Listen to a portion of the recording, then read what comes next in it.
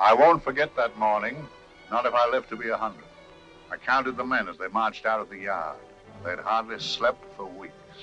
We of the CID had slept even less, but the nightmare that kept us awake was all the same nightmare. That's why we weren't surprised when the commissioner asked us up to the conference room for a bit of a talk.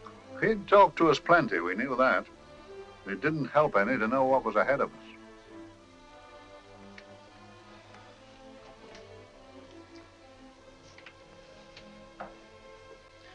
Must we have that window open, Gregson? Oh, shut it if you want to. Chief will be in enough of a temper without having a ruddy blast down the back of his neck.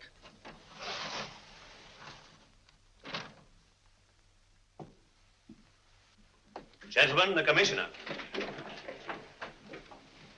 Stuffy in here. Be seated, won't you?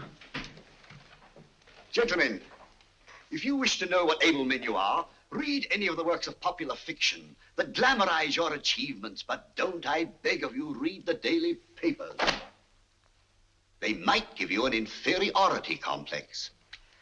I hate to mention it, but we're confronted with a series of the most atrocious murders since Jack the Ripper.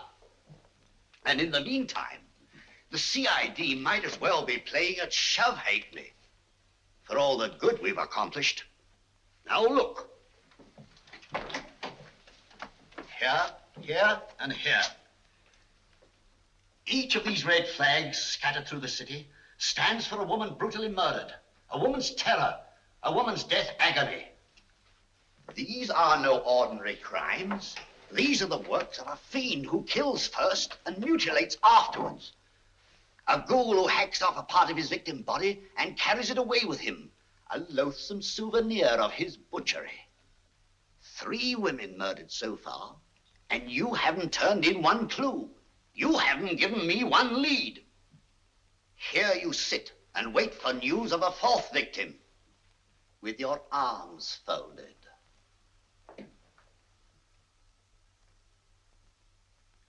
Well, we hadn't long to wait. It was down Lambeth Way where a young woman was hurrying home late last night. She saw something and stopped. It was a constable. He spoke to her and he walked along with her, just in case. He saw her go down the stairway to the basement lodging where she lived. We can only surmise what happened after that.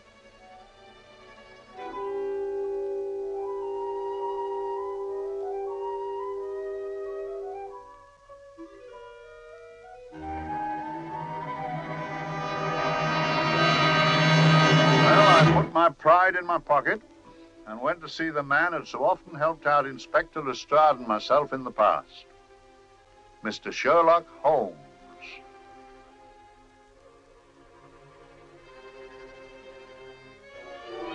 If ever a man needed help, I did.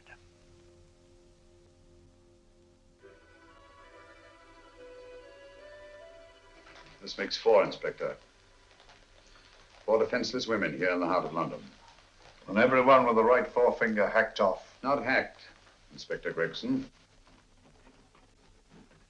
Cleanly, expertly severed. The work of a skilled surgeon.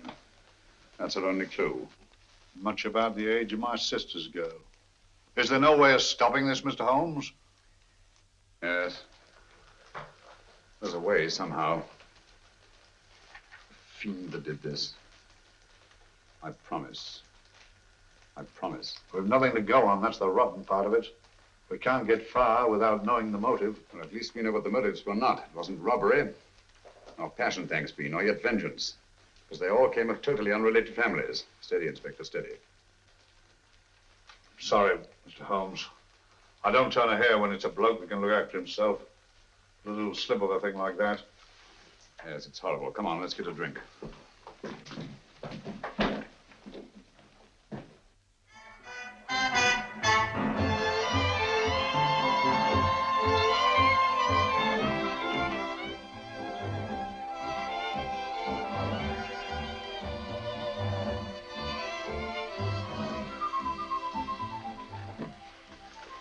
Good evening, Mr. Holmes. Good evening, Vincent. Whiskey and soda, please, and a double for my friend here, Inspector Gregson.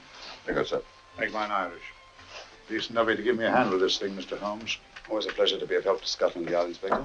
Little out of my line, looking for a maniac who murders just for the fun of it. Or perhaps just to get a human finger.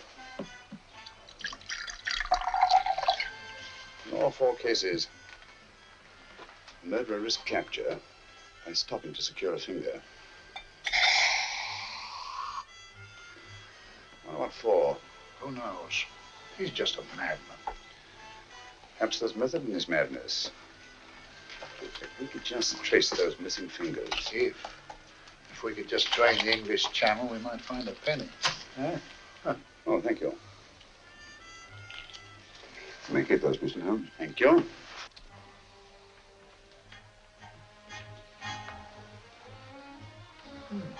Sir George Fenwick, isn't it? Yes. Is that his daughter with him? Don't be so naive, Inspector. You know everyone, don't you, darling? Well, hardly. A week ago, I didn't know you. A week. How fast it's gone.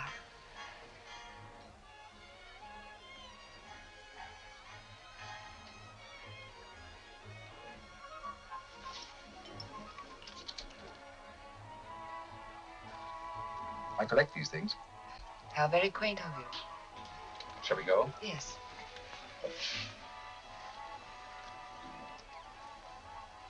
What are you looking at, Mr. Holmes? Looking at a very handsome woman. Not for want of the purple, but giving an excellent imitation. Would you like to come to my flat for a nightcap? Lovely idea. Yes, isn't it?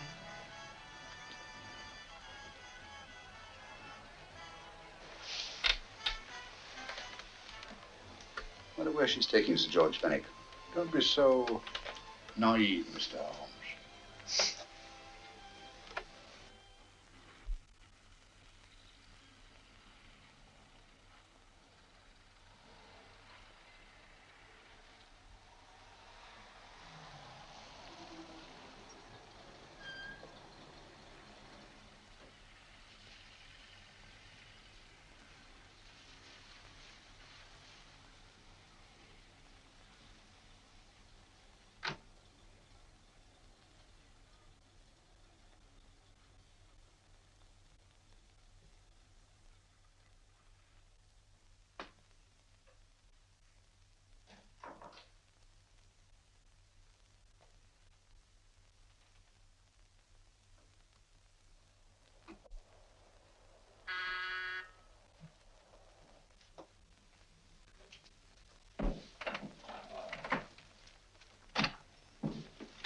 Good evening, Mum. Hello, Grandin. Any messages? No, Mum.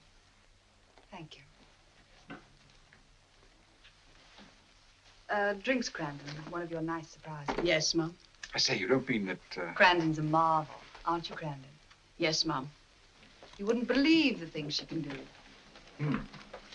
Ah, charming place. Delightful. Really? Do you think so? I'm so glad. Do sit down.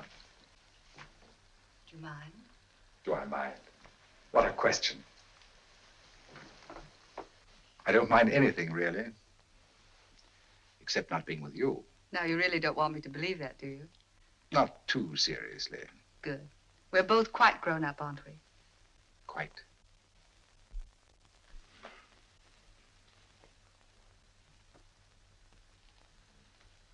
You're a treasure, Grandin.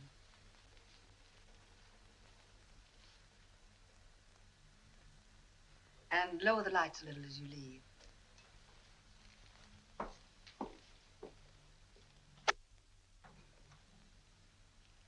I prefer a more flattering light. In any light, you'd be... Would I? And don't you know it? Perhaps I do.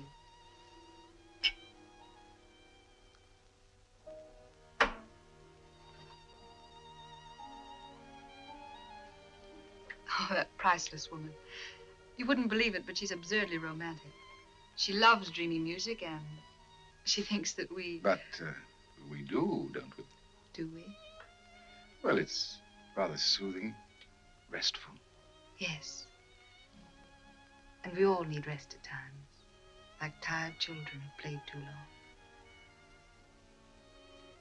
You've played with wooden soldiers, I suppose.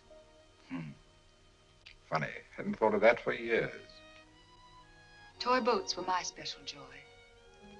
Anything I could set afloat anywhere. Like this. And this. Toy boats sailing into the Never Never Land. The land of beautiful dreams. Look. Look, odd, isn't it, how the light is reflected? Little specks of light that move and move. Like stars on a slowly moving stream. You know, Holmes, I'm very sensitive to atmosphere. No? Yes, I can tell by the feel of this room there's been a murder committed here. It may interest you to know, my dear fellow, it was the other side of that door at the foot of the stairs that the poor girl was murdered. If only I could find it. Find what? The one thing these unfortunate victims have in common that might give us a motive for these murders. There must be something. Another Jack the Ripper, if you ask me, a homicidal maniac. No, Watson. In the case of Jack the Ripper, there was one thing in common. His victims were all from one walk of life, living in the same section of the city. In this case, the murderer chooses his victims from all walks of life and from different sections of the city. No, my dear fellow, this is not the work of a homicidal maniac. It's something infinitely more sinister. You mean the creeps? What on earth are you talking about? Watson, I'm convinced that these murders are only incidental to some larger and more diabolical scheme. That may be, but why the severed fingers? The answer to that question, my dear fellow, is our only hope of solving these mysteries. Dear sister, I am so happy. I had such a lovely holiday at Brighton with you and Alf. And I'm looking forward to being with you again. Poor little thing. Sort of raises a lump in your throat. I can picture her sitting here happily writing this letter. And a lot bit realizing that she's shortly going to her death. Hello? Gregson. Oh, there you are, Mr. Holmes. I've been looking for you everywhere. What's happened? Murder in Edgware Road, not half an hour ago. Woman? Yes. And the right forefinger cut off clean.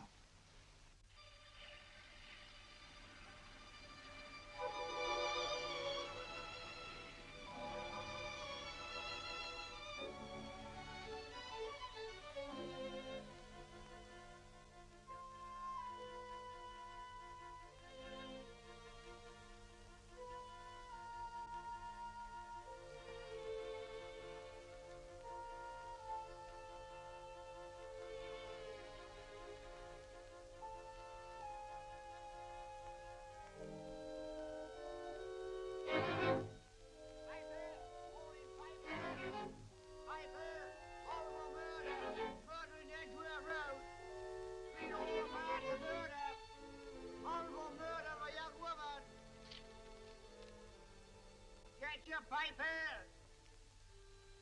All for murder, Piper! All about the murder! Morning, Piper! All about the murder! Piper! All for murder! Another young woman found murdered, Piper, sir! All for murder, Piper! Piper! Read all about it! Get your Piper! Murder in Edgware Road! Horrible finger murder. Shocking murder. Murder in Edgware Road. Horrible murder of a young woman. Read all about the murder.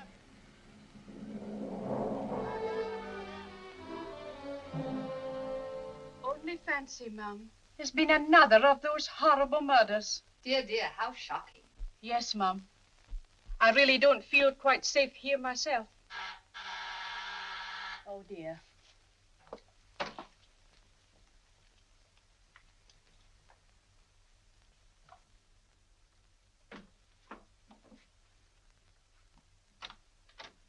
Why, Sir George! I must see Miss Marlowe at once. I don't know if she... I must see her. Where is she? Lydia. Why, Sir George, what is it? What happened? I don't know. You'll have to help me. You've got to help me. But I don't understand. Listen, I woke up a few minutes ago in a cheap boarding house off Edgware Road. I don't know how I came there. I don't know when. The last thing I remember is being here with you. Calm yourself, Sir George. When did I leave here? Well, it was about It was 10:45, Mum. Precisely. You seemed, forgive me, just a little distressed. Detached, not interested. I thought I'd said something to offend you. I don't remember.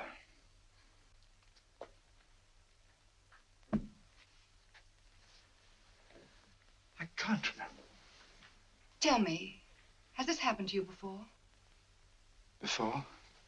Well, there is such a thing as amnesia, you know. If it was 10:45 when I left you, it was 9 this morning when I woke. Over 10 hours lost. 10 hours that I can't account for. And in my pocket when I woke, I found... Yeah, in my pocket. That isn't... Oh, it's not for you, of course. It can't be. Excuse me, Mum, but there's a man asking to see the gentleman. Send him away. Yes, Mum. No, please. I'll see him.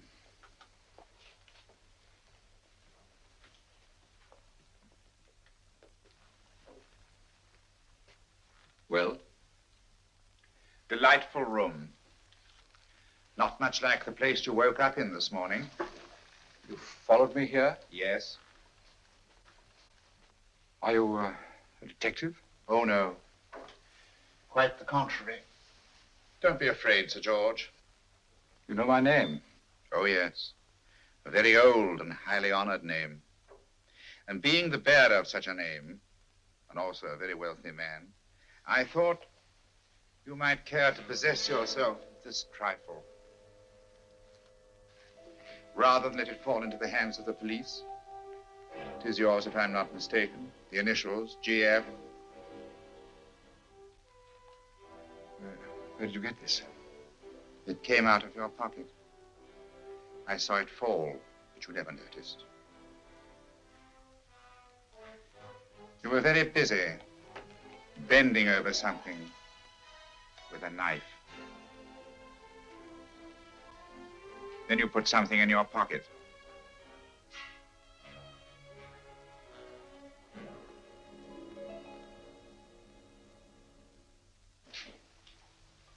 Come along, Holmes, come along, come along. How many more talismans, I tell you? You're missing a treat. This is delicious. Little jam tarts to follow. Aren't you tempted? You and your fresh pots. They tell me that fish is good for the brain. Brains haven't any. You realize that a whole day and a night have gone by since that bestial affair in Edgware Road? I'm as much in the dark as ever.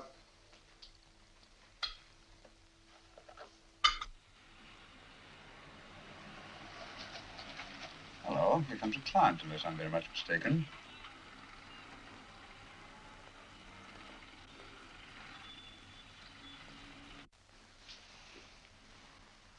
Well, attractive.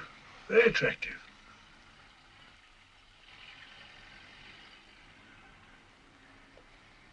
Obviously, she left home under the stress of some very great emotion. How do you know that? She isn't wearing any gloves. A startling omission in a young lady of fashion.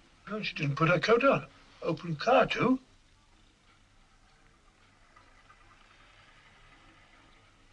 Furthermore, there's something in that bag she wants to show me.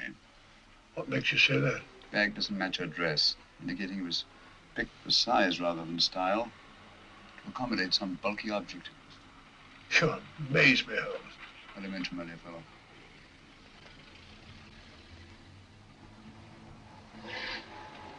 Oh, that's interesting. What is? A cab, turning at the empty house. I wonder why he followed her here. Oh, wouldn't you? Quite possibly with glasses.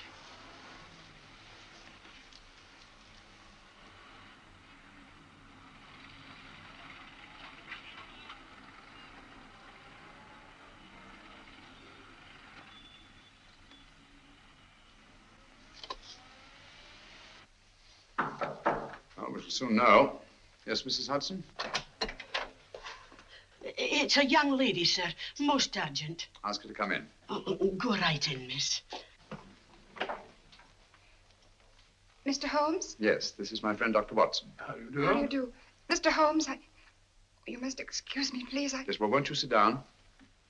Come along. May I? It's quite all right. Thank you.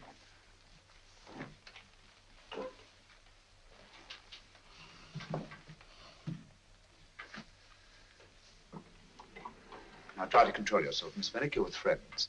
You know my name? No magic, I assure you. I've often seen your picture. You're the daughter of Sir George Fenwick, aren't you? Yes. It's about my father that I... What about your father, Miss Fenwick? Oh, I don't know what to do. He's always been the nicest, dearest person. Only since Mother died. Yes, we do. We know. So I didn't think anything of it when he was away all night before last. But he didn't come home until yesterday at tea time. Didn't come in for dinner at all. Just paced up and down in the library hour after hour. I begged him to let me in, but he wouldn't. Steady, steady. Now take your time. I couldn't sleep a wink last night. Then I started hearing things. Hearing things? What sort of things? I heard someone in the garden underneath my window. Then I saw a figure moving down the garden path. And I recognized my father. Stealing through his own garden like a thief.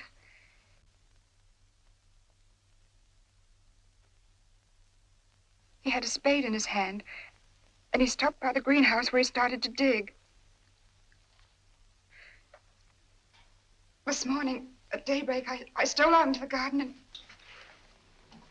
and found this.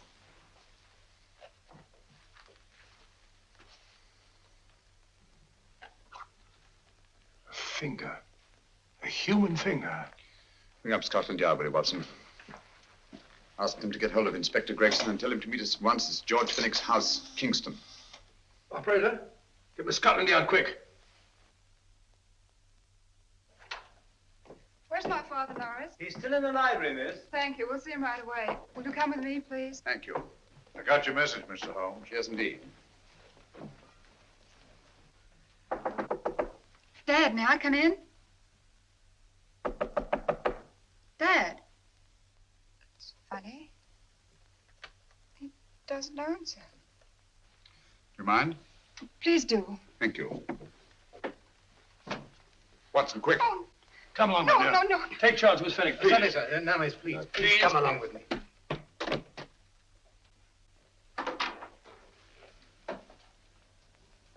Dead? Yes. What do you make of it, Doctor? Shot in the back, between the second and third ribs. The bullet undoubtedly penetrated the heart. Look at the powder marks on his coat. I was afraid of this. What do you mean? Don't you remember the man in the cab who followed Miss Fenwick to Baker Street? Well, you don't think he had anything to do with it, do you? I think it's reasonable to assume that he tipped off someone that I'd been sent for. Sir George has obviously been murdered to keep him from telling me what he knew.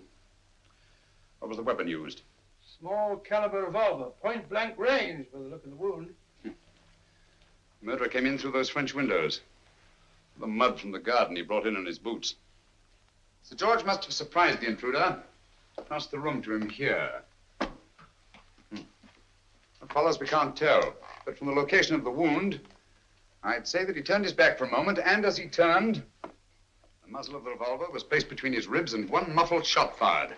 And you mean to say he kept on going, even after he was shot? There's no doubt about it. Look there. The trail of blood leads us back to the desk. There's something Sir George was after. Something. I know. He was trying to summon help, poor chap. I don't think so, Watson. There's the bell pull by the fireplace. No, you'll notice from the trail of blood that Sir George made straight for this desk here. I wonder, there was something he was desperately anxious to get. Hello. His right hand's clenched. That's perfectly natural. Death agony. But the left hand lies open. Why only one hand clenched in the death agony? The right hand, the hand nearest the desk. Please note that. If Sir George took something off this desk, something so important that he spilled his last drop of blood to get it, I want to know what it is.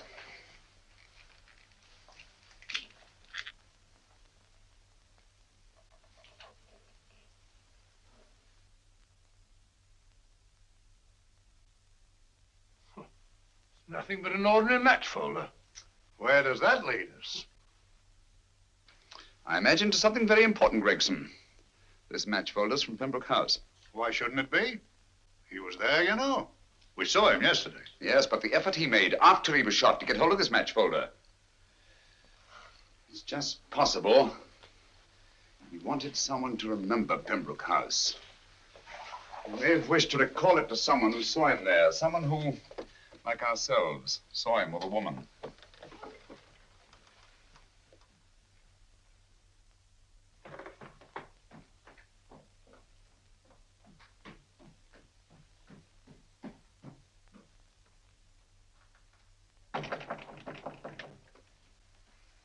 Come in. Oh, Dr. Watson, this came by hand for Mr. Holmes not 10 minutes ago. Thank you, Mrs. Hudson. That would be the report from Mr. George's bank. Report from Sir George?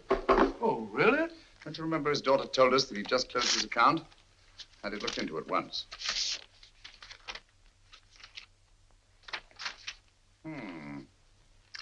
He drew out his entire balance in cash, nearly £10,000, yesterday, just after that young woman was murdered. What does that suggest to you, Watson? That he paid it out to someone. Precisely. I smelled a faint, sweet odor of blackmail. You don't think he paid it out to someone who saw him murder the McLean woman? Sir George never murdered anyone. But he did have that woman's finger, and he empty did have and pay out a lot of cash. That's the terrifying part about blackmail, Watson. The victim is afraid to fight the accusation, no matter how false. Once the accusation is made, his name is smeared, and sometimes his life is ruined. Well, Sir George didn't commit these murders. What fiend did? I rather think they're not the work of any one man. Oh, come, Holmes. You don't expect me to believe there's a whole organization going about killing people and chopping off their fingers? No, it's possible, quite possible. Well, whoever's behind all this thing must be out of his mind. On the contrary, my dear fellow, if my assumptions are correct, this little scheme has behind it the most brilliant and ruthless intellect the world has ever known. You don't mean Professor Moriarty? I do. Oh, steady, Holmes. You've got him on the brain. This is the third time in as many months you've suspected him of unsolved crimes. He's dead, you know. Is he? Is he? You know he is. He was hanged in Montevideo, well, over a year ago. I know that someone was hanged in Montevideo under that name. But I'll stake my reputation that Moriarty is alive and here, now in London. Hello? Yes, but Dr. Watson, wait a minute. You me? Well, yes. This is Dr. Watson speaking. No, I'm afraid I've retired. I don't practice anymore. What? Oh, that's a different thing. An emergency case. Well, just a minute. Yes? Yes, well, see, she's not moved. Remember that? Don't touch her till I get there. Fractured case in McCartney's Mews. Heavy woman. 14 stone. Look at it. 14 stone. Just the sort of person who would hoist herself up on a stool to feed the canary. There ought to be a law against fat people. Keep it, little dicky birds. Well,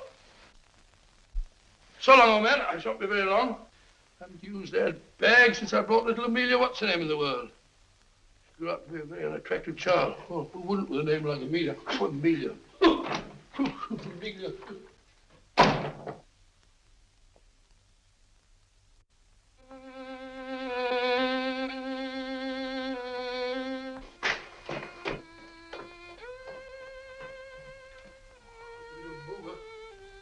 People are so stupid about accidents.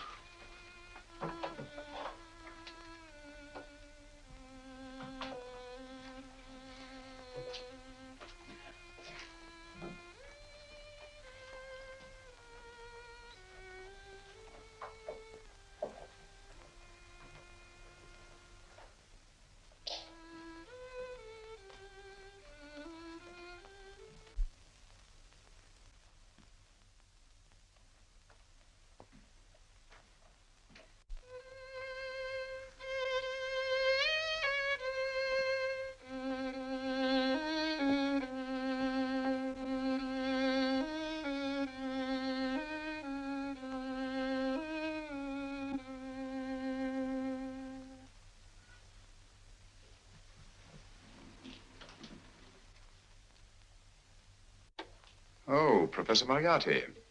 Not that I wish to appear inquisitive, but to what am I indebted for the pleasure of this visit?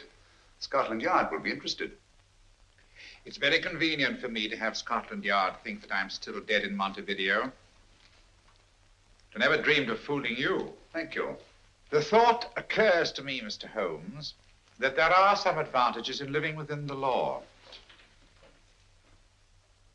You are very comfortably fixed here, aren't you? As I get on in life, the little comforts appeal to me more and more. Oh, I beg your pardon. Won't you sit down? Thank you.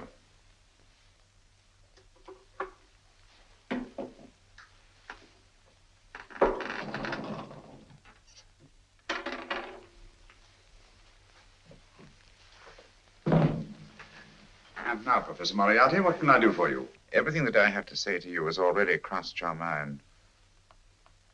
And my answer has no doubt crossed yours. That's final? What do you think? I shall not rest until you are hanged for the finger murders. You've no proof, you know. No, not a shred. But I have you. I could turn you over to the police here and now. You could. But if you did, you'd never see Dr. Watson again. Oh, the telephone call. Quite. I rather assumed you had taken some such precaution. Or I should have snatched up a revolver and indulged in a fit of heroics when you came in. Very smart, aren't you? Not smart enough. Or I should have anticipated you. But if any harm comes to Dr. Watson, I shall seek you out. I shall not rest until I find you, and when I do... No harm will come to Dr. Watson this time. But I can't answer for the future. Mr. Holmes, I should strongly advise you to drop this case. Don't be silly. Think it over. We've had many encounters in the past. You hope to place me on the gallows. I tell you, I shall never stand up on the gallows. But if you are instrumental in any way in bringing about my destruction, you will not be alive to enjoy your satisfaction. And we shall walk together through the gates of eternity, hand in hand. What a charming picture that would make. Yes, wouldn't it? And I really think it might be worth it.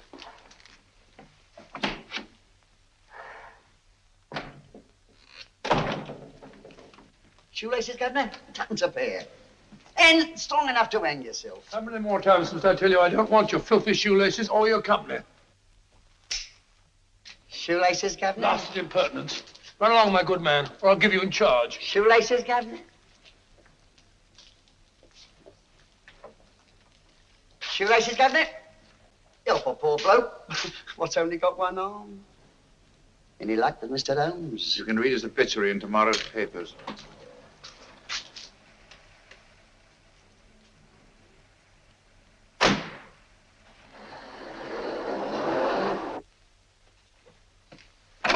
Oh, there you are, Watson. Come in. I was, just going out to look for you. Look for me what for? Suppose you don't think I know my way about. Well, you're right, I don't. Blast all practical jokers anyhow. Know where I've been? On a wild goose chase. Exactly. There's no such number in McCardle's Muse. Some fool's idea of a joke. Did you see anyone? No, nobody especially. Only a whining old idiot selling bootlaces. Persistent beggar, wasn't he? Stuck to you like grim death. Huh? How do you know? And finally left you for someone who looked like better pickings. Someone, my dear Watson, was Professor Moriarty himself. What? He's just called on me. Moriarty here and you let him go? But you must be out of your mind. Why? Well, he bluffed me into believing that he was holding a friend of mine as hostage. Friend of yours who? Oh, nobody very important, just a fat, lazy fellow. Medical man, I believe. Medical man? Do I know him? Yes, I think you do. A fellow by the name of Watson. Watson? Never heard. Who? Me? I'm afraid so, old fellow. Your street hawker's job was to do away with you in a certain contingency. And you let Moriarty go? Because of me? I had no choice. I can't afford to lose you, old fellow. Well, it's very decent of the old chap, I must say, but... I wish you'd nabbed him. We shall, never fear. I know the motive for the finger murders. All I have to find out now is the method used with the blackmail victims. Method? Yes. How does Moriarty get them to the scene of the crime? How does he plant those severed fingers on them? And how does he scare them into believing that they may have committed those atrocious murders themselves? Curious.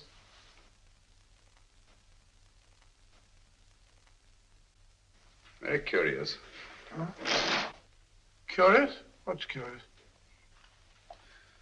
That window in the empty house across the street. First floor front. Huh? What's wrong with it? It's open. Why shouldn't it be open? Well, it wasn't open half an hour ago. I'll stake my life on that. Well, it's not our business. Let it stay open. I wonder if you'd go over, old fellow, and see what's the matter. Trespassing.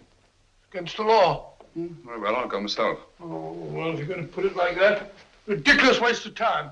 Going about shutting windows at this hour of the night. Here, you better take this torch. Well, take what?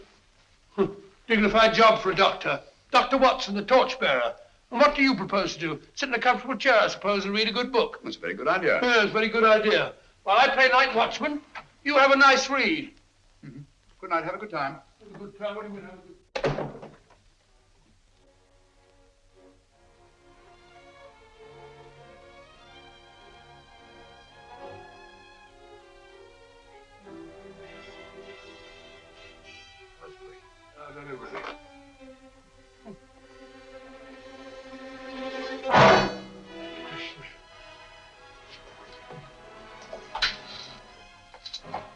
This is for?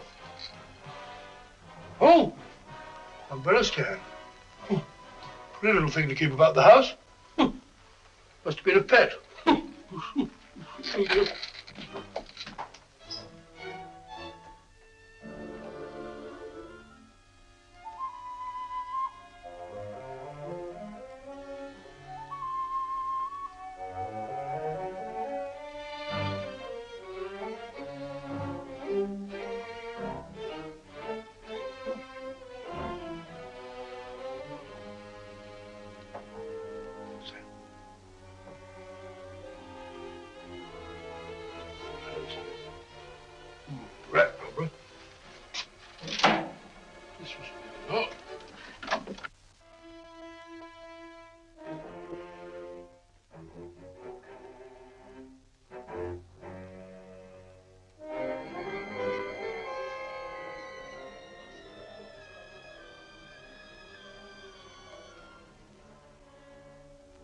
He sits comfortably reading a book.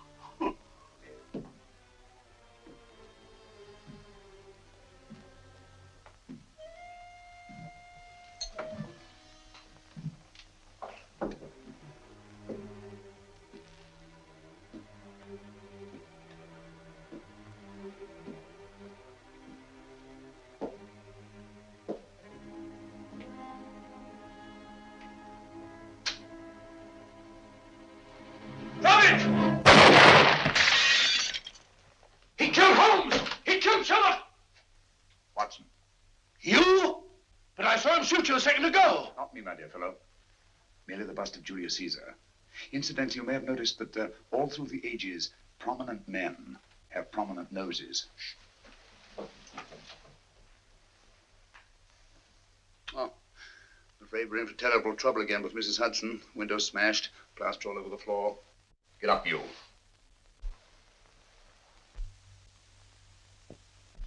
Corporal Williams, Middlesex Regiment. Discharged from the army as physically unfit. Papers seem in order.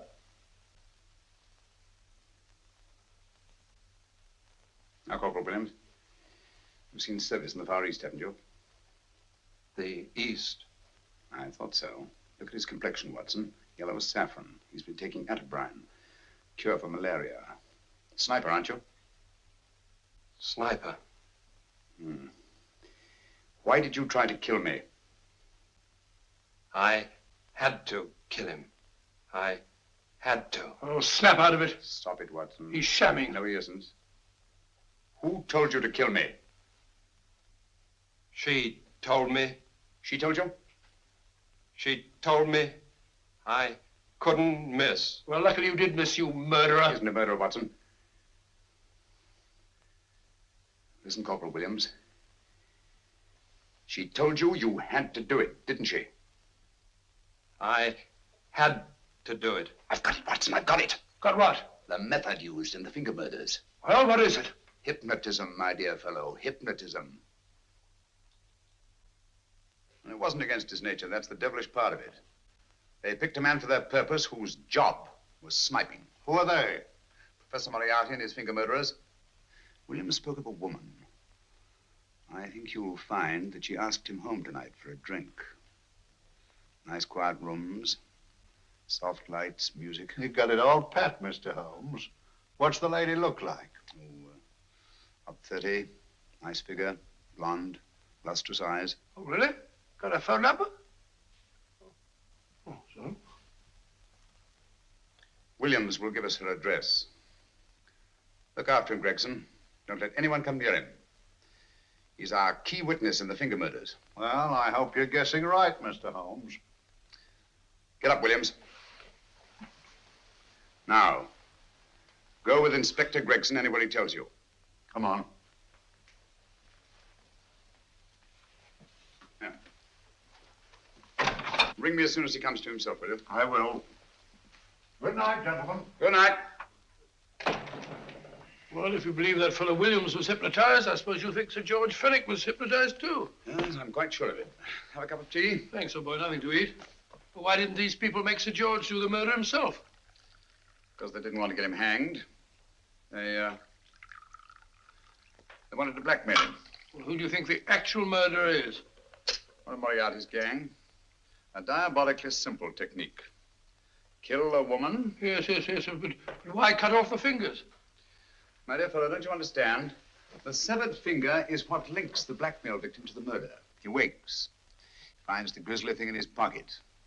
He doesn't know how it got there. He's no idea that he's been hypnotized. For all he knows, he may have committed the atrocious crime during some dreadful lapse of sanity.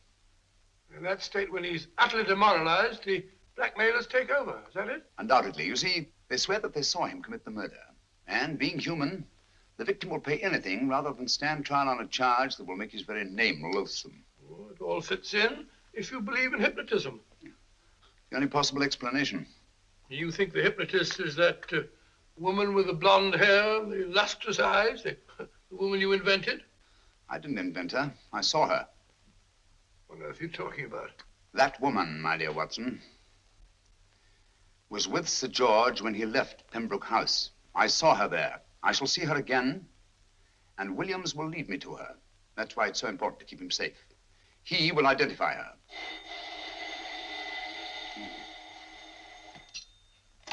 Hello? Yes? Inspector Gregson? What? Well, get every constable in the district. Yes, I'll be over at once. What's happened, Holmes? Williams is missing. Great Scott! Come on.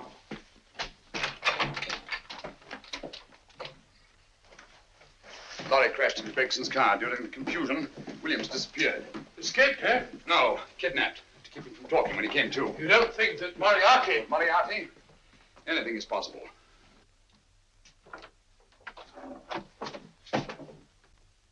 Williams! Dead. You see, anything is possible.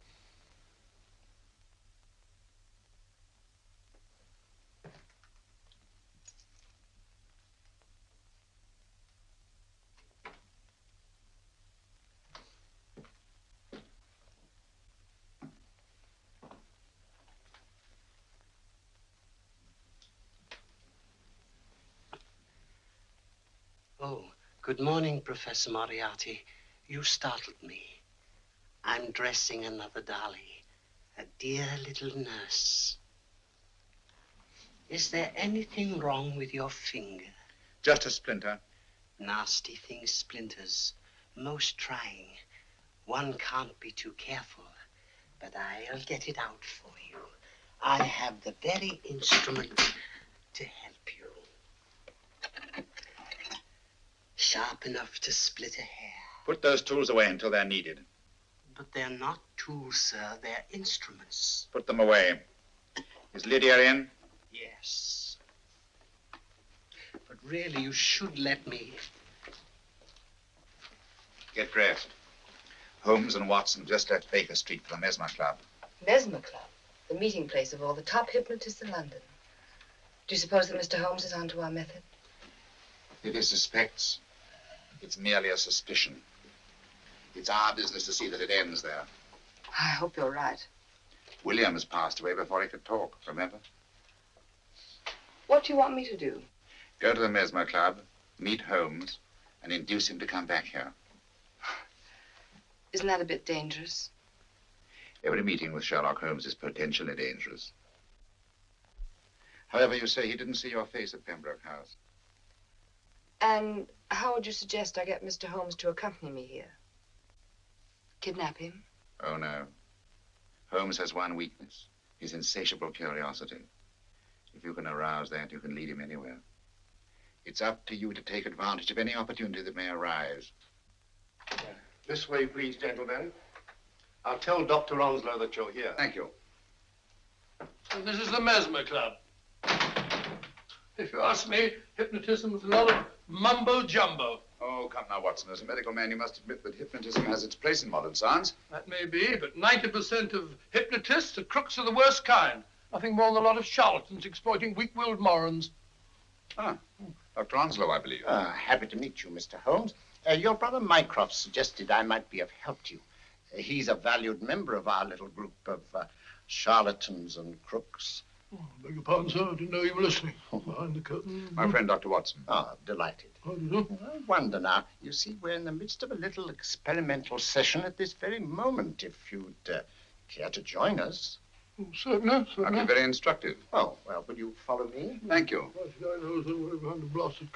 In treating his patients. But today, the therapeutic value of hypnotism, as we now call it, is conceded by innumerable physicians. Especially is it of value in surgical cases where the administration of local or of general anesthetic is inadvisable. Inadvisable poppycock. For the sake of latecomers, I may say that I have placed this subject under profound hypnosis. In this condition, he can feel no pain, even under applications which normally would be excruciating. Excruciating? You excuse me, please. Carter, you are having a peaceful sleep. You feel nothing. Your arms and your hands are without sensation. Mowbray, the long needle.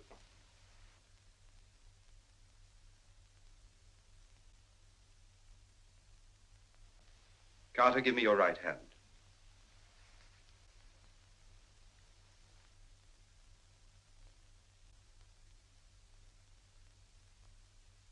As you observe, the needle has been thrust completely through the subject's hand. No feeling, no pain. This lack of feeling is the one infallible test of profound hypnosis. Nonsense. Fellow's full of drugs. Oh, isn't he? Definitely not, Doctor. Wake up, Carter, wake up. You feel well and rested, remember. No pain anywhere. Wake up, wake up. I say, when are you going to begin? All through, Carter. Stand up. This way, sir. And, are these all the people that come here? Oh, no. Others keep dropping in all the time. I suppose it's all right for those who believe in it, but of course, I'm a professional man myself. Then you don't believe in hypnotism, Dr. Watson? I don't deny that there are certain types of hysterical, feeble-minded people who go on if you point your finger at them. But anyone with an ounce of character. How right you are. You see right through our little artifices, don't you, Doctor? Right through, my dear sir. Right through. Right so. But with the feeble-minded, as you say... excuse us, Mr. Holmes. Certainly. Step over here, won't you? Certainly, sir. Anything to oblige. Let me show you how easily we charlatans take advantage of them. Now, sit down, Doctor. Now, we set a thing like this in motion. It's wonderful, the attraction on the feeble-minded, of course. The continuous motion, if they just let themselves follow it. Of course, you could stare at it till doomsday, Dr. Watson, with no effect at all. Still, it might make you a little drowsy, like the white ribbon of road at night when you're driving. The rhythm is smooth, unbroken, and the road goes on and on, round and round, always the same, winding and winding. And you're drowsy, you're tired. Let the road come into you, as it were. The long road, the smooth road, the road to sleep. Sleep.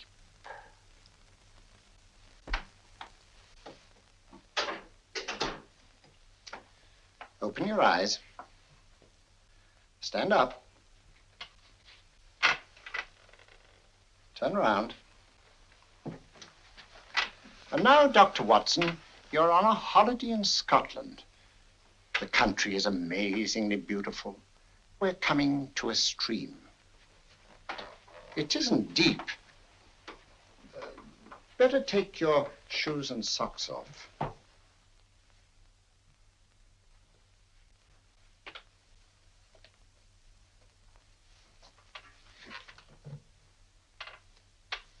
Roll up your trouser.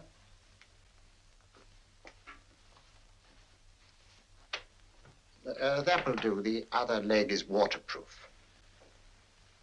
Turn around. Mind the pedals.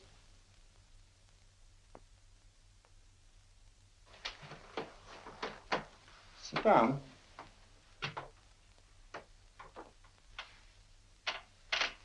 Wake up now.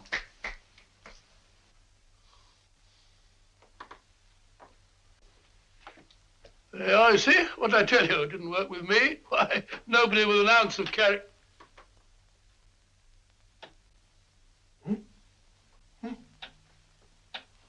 I think you'll need these.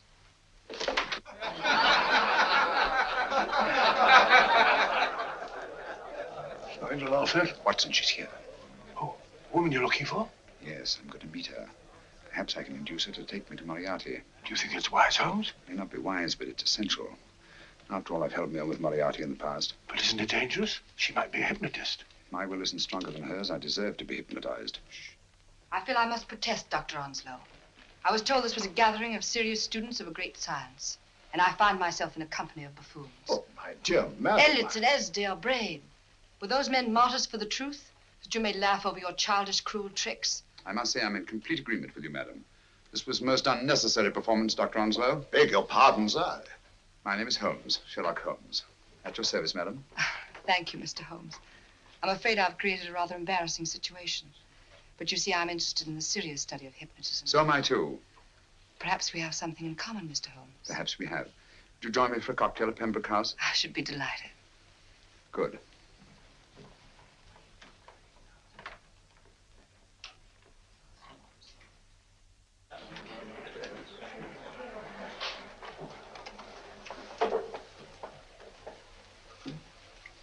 Thank you.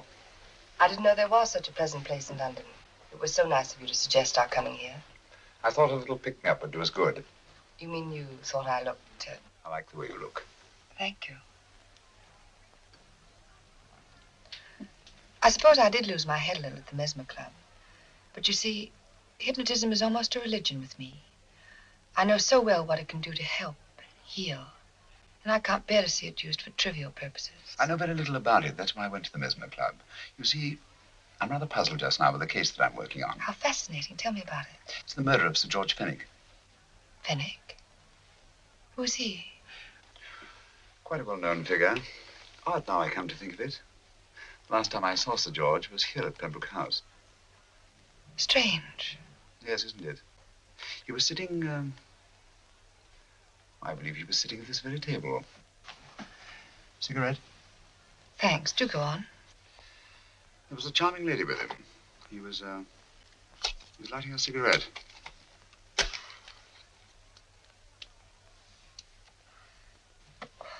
Charming. Did you see her face? No worse luck. Merely her back. How unenterprising of you. Yes, wasn't it? Afraid I'm getting a little older. I shouldn't say so. That's nice of you. Still, the first time in my life, I've got hold of a case that's beyond me. I'm actually losing sleep over it. You know, Mr. Holmes, I believe I could help you. Really? I should be very grateful. You're amused. Oh, merely skeptical. How would you go about it? I've used hypnotism more than once in healing. Not for profit. I'm not a professional. But I do think I could help you. If you'd care to. I can't think of a pleasanter experience.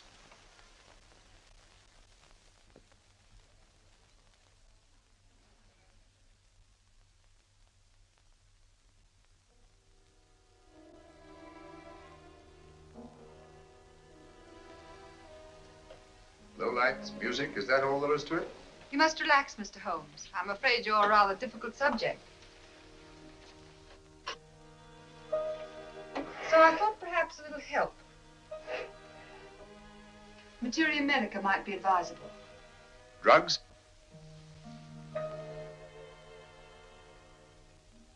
No, I'd rather not, if you don't mind. As a matter of fact, I'd rather not myself. But Schrenk-Notzing, he practiced in Munich, you know. Believed it the best means for difficult subjects. Do you mind? Well, as a matter of fact, I don't approve of sedatives. Just as you wish. We don't have to go on with this at all, you know. Wait a minute. Wait a minute. All right. I'll take a chance. It's really quite harmless. What is it? Cannabis japonica, an oriental soporific. You need water.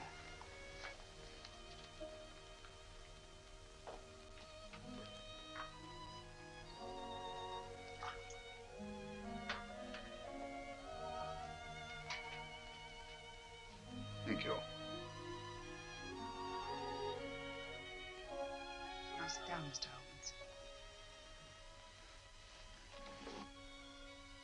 Holmes. You feel yourself growing drowsy.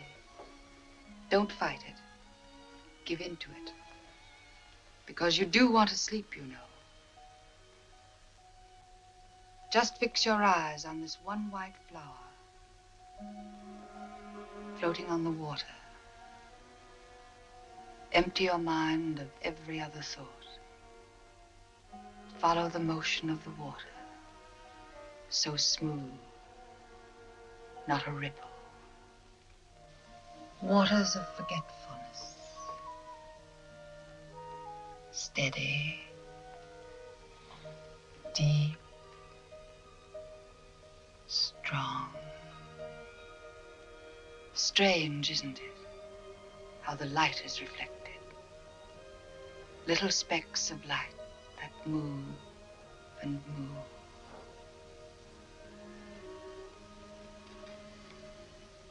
It's restful here. It's peaceful. It's friendly. And you're very close to finding what you're looking for. You'll find them soon now. The guilty ones. When you're rested, gentle waters closing over you. Steady, deep, strong.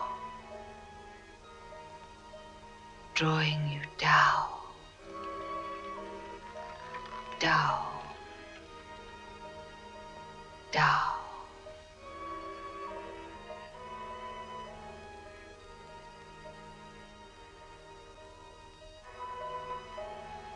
Sleep. Sleep. Sleep.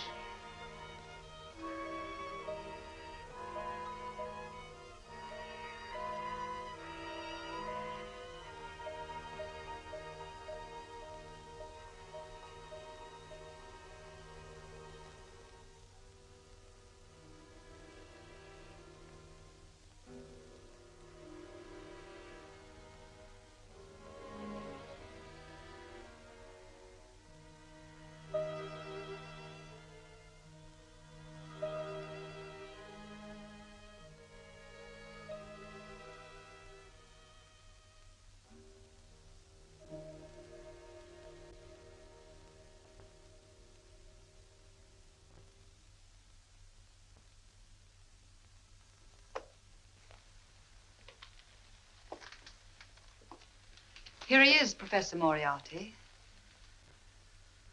Stand up, Mr. Holmes.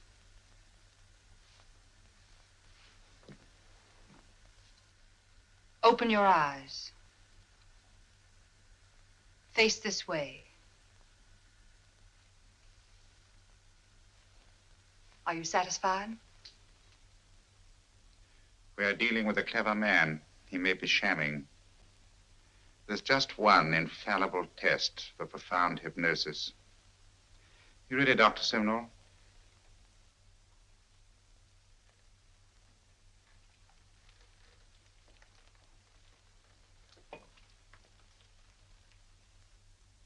That will do, Doctor. He couldn't fake insensibility to the knife. I congratulate you, Lydia. Turn round, Mr. Holmes. Now walk to the desk.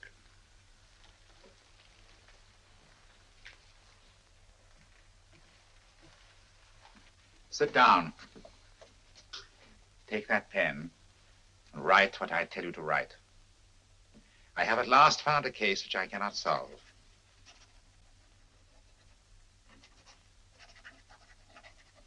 I have outlived my usefulness. Therefore, I have decided to end my life.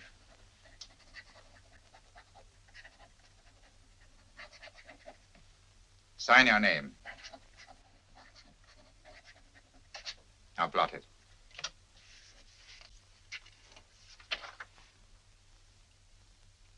Fold it up and put it in your pocket. Come, Mr. Sherlock Holmes. Go out onto the terrace. But it won't look like suicide, sir. I'm sorry, but Mr. Holmes' injuries must all be self-inflicted. Let's walk a little, Mr. Holmes. It's so pleasant here in the garden. Just step up here onto the terrace. It's a nice, broad terrace. Now turn to the left and walk slowly to the end of the terrace.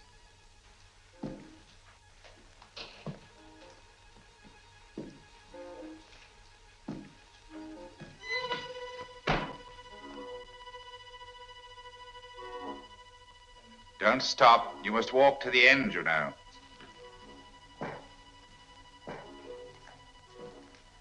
The end leads to an open doorway. You can pass through it in perfect safety. In the room beyond the doorway, you'll find what you've been looking for.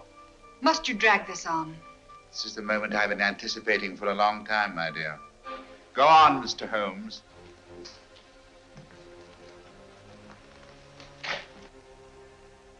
Through the open doorway, you will find the man responsible for the finger murders and the death of Sir George Fenwick.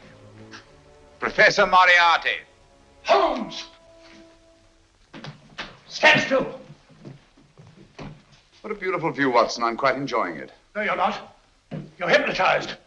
You're under a spell. Stand still. Don't move. Steady, Holmes. Steady does it. Stand perfectly still where you are. Nonsense, Watson. You don't know what you're doing. Of course I know what I'm doing. You mean you're not hypnotized? Certainly not. Then get off the wall, you idiot. Oh, look out! Holmes! Oh, Dear fellow. What were you doing up there? Holding the fort until you arrived. What kept you? Well, I ran into a spot of trouble on my way to Scotland Yard.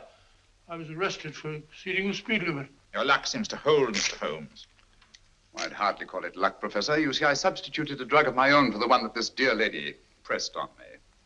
You are clever, aren't you? A drug that, although it leaves the subject conscious, renders him quite insensitive to pain. That accounted for my lack of reaction to Dr. Simnel's knife. Well, Gregson, quite an impressive haul. Even Inspector Lestrade himself couldn't have done any better. Thanks, Mr. Holmes. Take him away. All right, put her in the van. I was right, Mr. Holmes. You are a difficult subject. Thank you. And now, Professor, our score is settled. Au revoir until I see you on the gallows. The rope has not been made that'll go around my neck. Come on.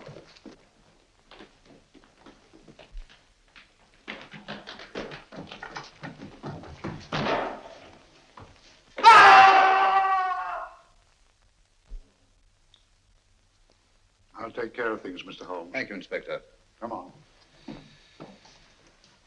An evil man, Holmes, but what a horrible death. Better than he deserved. What are you thinking of? I'm thinking of all the women who can come and go in safety in the streets of London tonight. The stars keep watching the heavens. And in our own little way, we too, old friend, are privileged to watch over our city.